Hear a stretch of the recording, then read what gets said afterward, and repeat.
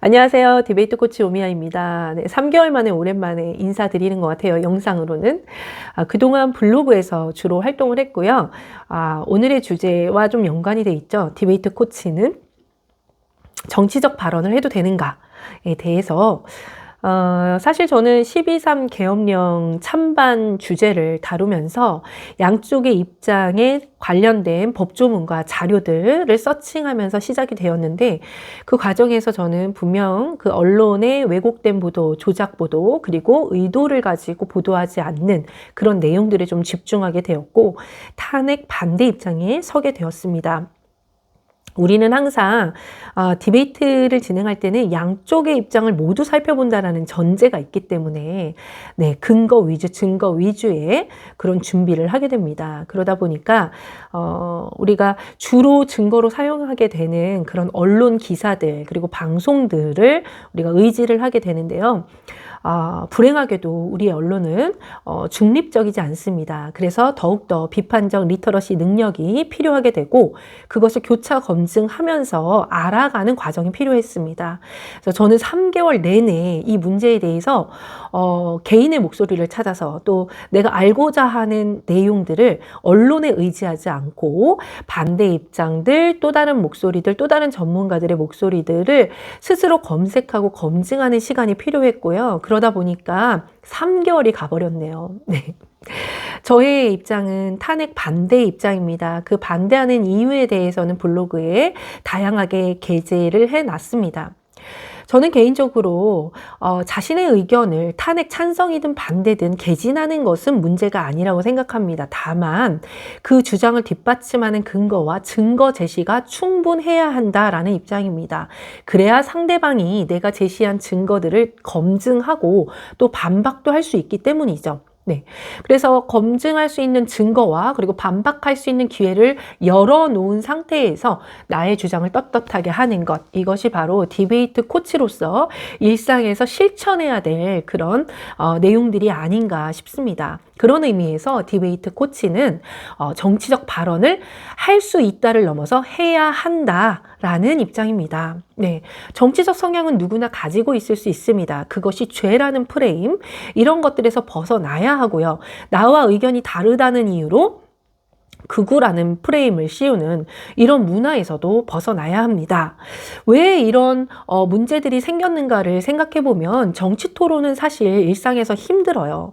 토론이라는 것은 토론할 준비가 되어 있는 사람들과 토론하게 되어 있는데 각자 자신의 주장을 뒷받침하는 증거들, 그러니까 자료들의 그런 양과 질의 문제가 생기게 됩니다. 실제로 제가 이번에 자료 검증을 하면서 기존 언론이나 그런 미디어에서 공영방송에서 보여주는 내용들은 정말 편파적이고 왜곡되어 있다라는 결론을 내릴 수밖에 없었습니다.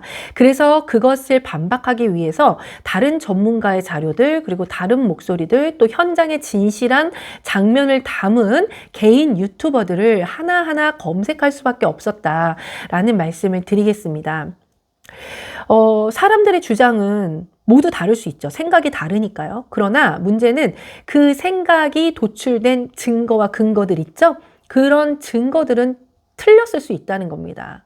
누군가 의도적으로 조작했거나 누군가 의도적으로 왜곡했거나 누군가 의도적으로 보여주지 않았다면 당연히 그걸 바탕으로 이루어지는 주장과 생각들은 틀릴 수 있는 것이죠. 그래서 디베이트 정신 중에 하나는 나의 의견을 개진하되 반박을 허용해야 하고 그 반박에 대해서 내가 재반박할 수 없거나 나의 오류가 인정이 되면 인정할 줄 아는 자세도 필요합니다. 우리의 생각은 언제든 바뀔 수 있는 것이기 때문에 내가 틀린 주장을 했다는 것 자체가 부끄러운 일은 아니라고 생각해요. 오히려 부끄러운 것은 내가 틀렸음을 인지하면서도 우기거나 그리고 나의 쓸데없는 자존심을 내세우면서 그런 왜곡 조작에 동참하는 것이라고 저는 생각을 합니다. 그래서 우리가 디베이트 정신을 실천하는 것이 무엇인가라고 생각했을 때 저는 일상에서 디베이트 코치라면 자신의 주장을 떳떳하게 신분을 밝히고 주장할 수 있어야 하고 그 주장을 뒷받침하는 근거를 확실하게 제시할 수 있어야 되고 그 근거들 안에 다양한 사실이 검증된 증거들을 또 제시해서 상대방이 충분히 검증해 볼 수 있도록 해야 한다라는 것이 저의 입장입니다. 따라서 이런 어떤 정치적인 발언에 대한 민감성, 그런 이슈들에 대해서는 그렇게 걱정하지 않아도 된다. 교육으로 가볼까요? 디베이트 교육이 양성하고자 하는 아이들은 선생님, 저는 선생님의 의견과 다릅니다. 제 생각은요, 이렇습니다. 왜냐하면 이라고 말할 수 있는 아이들을 양성하는 것이 디베이트 코칭의 목표입니다. 선생이라는 위계, 권력에 의해서 학생들에게 내 생각을 강요하는 수업이 아니라 선생의 의견도 언제든 틀릴 수 있고 또 나의 의견을 위계와 권위에 묵살하는 것이 아니라 떳떳하게 말할 수 있는 용기와 지혜를 갖춘 그런 학생들을 양성하는 것이 바로 디베이트 코칭의 가장 중요한 목표이기도 합니다. 그렇기 때문에 디베이트 수업에서는 모든 논제에서 찬성과 반대, 첨예하게 부딪히는 그 논제에 대한 양측 입장을 모두 준비한다라는 원칙이 매우 중요해지는 겁니다. 그렇기 때문에 정치적인 편향성이나 이런 거에 대해서 너무 걱정하시지 않으셔도 좋습니다. 저는 이런 디베이트 정신을 바탕으로 교육을 하고 있는 사람으로서 오히려 강사의 어떤 의견을 정답인 양 강요하거나 코칭하는 것을 가장 혐오하는 사람 중에 한 명입니다. 그리고 그것은 정말 강사들의 양심에도 정말 묻고 싶습니다. 사실 디베이트는 이렇게 진행이 돼야 함에도 불구하고 독서 토론, 특히나 감성 토론을 진행하시는 선생님들은 정말 이런 준비가 자세가 안 돼 있는 경우를 너무나도 많이 봅니다. 사실 오늘 영상의 핵심은요. 독서 토론 하시는 분들 중에서 이번에 12.3 계엄 자체를 아예 내란 그리고 정치적인 목적으로 이루어졌다라는 것을 자기 멋대로 전제를 하고 수업을 하시는 것을 넘어서 이것을 교사용 교재로까지 만들어서 배부하는 협회를 제가 발견했습니다. 너무나도 그 충격은 이루 말할 수 없었고요. 그 교육 내용을 살펴보면서 정말 혐오감을 정말 어떻게 할 수가 없더라고요. 저는 이 부분을 반드시 검증을 해서 건의를 할 예정입니다. 일례로 저는 3개월간 12.3 계엄에 대해서 지금 헌법재판소에서 탄핵 심판까지 받고 있는 상황이고 이것이 야당과 여당의 정치적인 그런 이해관계에 따라서 내란죄로 엮여서 불법 체포와 불법 영장 그리고 지금 최근에는 구속 취소까지 되셨죠.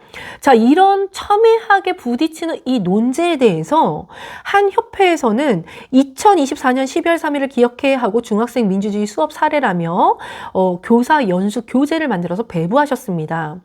도대체 3개월간 저도 점검하고 있는 이 내용 교차 검증이나 한번 해보셨는지 묻고 싶어요.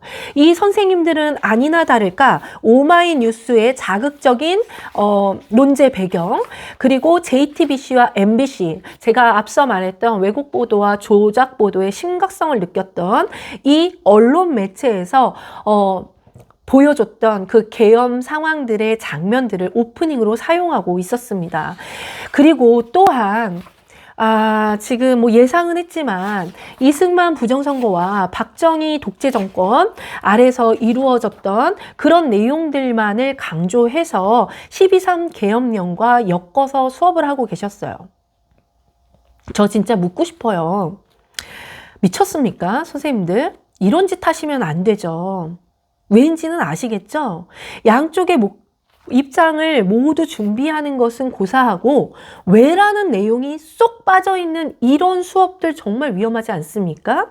게다가 근현대사는요. 모든 역사 수업은 계속 재평가가 될 수 있음에도 불구하고 근현대사는 지금까지 이어지고 있는 이슈이기 때문에 훨씬 더 조심스러울 수밖에 없습니다. 그럼에도 불구하고 12월 3일 날 계엄령에 대해서 뭐 하나 드러나고 밝혀진 것이 없는데 혼자 자기 멋대로 내란이다. 그리고 정치적 목적에서 계엄을 한 것이다 라고 못을 박은 다음에 계엄령 자체의 폭력성만을 드러내고 있는 이런 수업. 이거 뭡니까? 이거 무슨 수업 하신 거예요? 12.3 사태에 대한 수업이라고 할 수 있습니까? 그럴 수 없죠. 앞으로도 밝혀져야 될 것들이 한참 남았는데 어떻게 이따위의 수업을 수업 계획안이라고 지도안이라고 만드셔가지고 독서 지도사들에게 뿌릴 수가 있습니까? 그러니까 독서 지도사들이 빨갱이가 많다라는 오명을 받게 되는 것 아니겠습니까? 정말 부끄러운 줄 아셔야 됩니다. 여러분들이 비판적인 사고가 무엇인지 알고 비판적 리터러시가 어떤 개념인지 아신다면 이런 수업을 조그만 애들 앞에 앉혀놓고 함부로 하실 수가 없는 것입니다. 디베이트도 중고등학생들을 대상으로 진행되고 심지어 정치적인 논제의 경우에는 양측의 입장을 모두 논리적으로 살펴보는 수업을 하고 왜라는 질문을 던지는 데서 그치는데 반해 이런 독서 토론 수업, 독서 수업이라고 이렇게 나와 있는 것은 정말 도대체 이 사람들이 어떤 사람이고 머릿속에 진짜 이거 어떻게 말을 할 수가 없어요. 정말 이거 너무 이거 학부모들은 아시는지 모르겠어요. 내 자식이 독서지도 수업을 보내놨더니 이따위 수업을 받고 있다? 왜라는 이유가 쏙 빠져있는 누구의 생각을 주입받는 수업일지 모르는 이런 수업을 독서 토론이라는 말을 달고 받고 있다? 저는 이거 정말 혐오스럽습니다. 여러분. 문학 작품을 해석할 때도 우리가 반영론적 관점에서는 시대적 배경을 살펴봐야 되고요. 그때 왜가 반드시 들어가야 됩니다. 원인과 결과를 모두 살펴봐야 되는 것들인데 이딴 식의 수업이 독서 지도 또는 독서 토론 수업의 롤모델로서 제시되고 있다는 것 자체가 혐오스럽고요. 일단 그리고 여기에 대해서 저도 교사 연수를 하는 입장에서 이런 걸 교사 연수집이라고 만들어서 배포하는 협회에 정식으로 건의하고 싶습니다. 여러분. 12월 3일 계엄령에 대해서 이따위로 다뤄도 되는 겁니까? 도대체 뭘 기억하라는 건가요? 누가 내란이라고 확정지었습니까? 계엄령 자체가 잘못된 거라고 지금 가르치고 있거든요. 여러분들 비판적인 사고라는 거 진짜 이렇게 자격도 안 되고 전공도 아닌 사람들이 이런 식으로 정치적으로 편향돼서 어린아이들을 앞에 앉혀놓고 이런 수업을 하는 것 자체를 금지해야 된다라는 겁니다. 이런 수업은 하시면 안 된다고 저는 강력하게 주장하는 바입니다. 조심스러워야 되고 또한 내가 이 아이들의 인생에 한 시간을 담당하면서 어떤 역할을 하고 있는지를 정말 무겁게 가져가셨으면 좋겠어요. 내가 뭐라고? 당신이 법조인입니까? 헌법도 되게 이상하게 해석을 해놨더라고요. 여기 보니까. 정말 부끄러운 줄 아십시오. 그리고 우리가 비판적 사고를 교육하는 사람으로서 현 언론의 행태에 입 닫고 있다라는 것은 정말 부끄러워야 할 일입니다. 내 편에 대한 이야기만 싣고 있으니까 괜찮은 것입니까? 여러분, 아예 조작 보도를 하고 있었어요.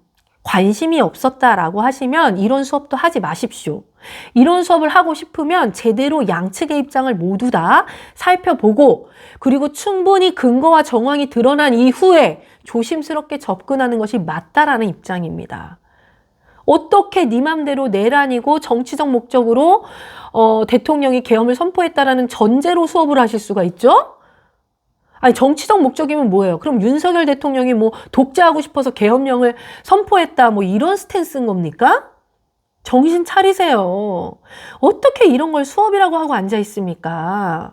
디베이트도 적어도 중학생도 어리다고 생각해요. 이런 주제는 고등학생들 정도 돼야 서로 이제 논해볼 수 있는데 그것도 아니고 초등학교 5, 6학년들을 앞에 앉혀다 놓고 4, 5, 6학년 애들 심지어는 3학년 애들도 앉혀놓은 걸 봤습니다. 진짜 이거는 혐오감을 넘어서 도대체 뭐 하는 짓거리인지 가슴에 손을 얹고 자기 자신의 깜냥을 생각해 보시기 바랍니다. 그리고 이런 선생님들은 독서 토론 현장에 안 계셨으면 좋겠어요.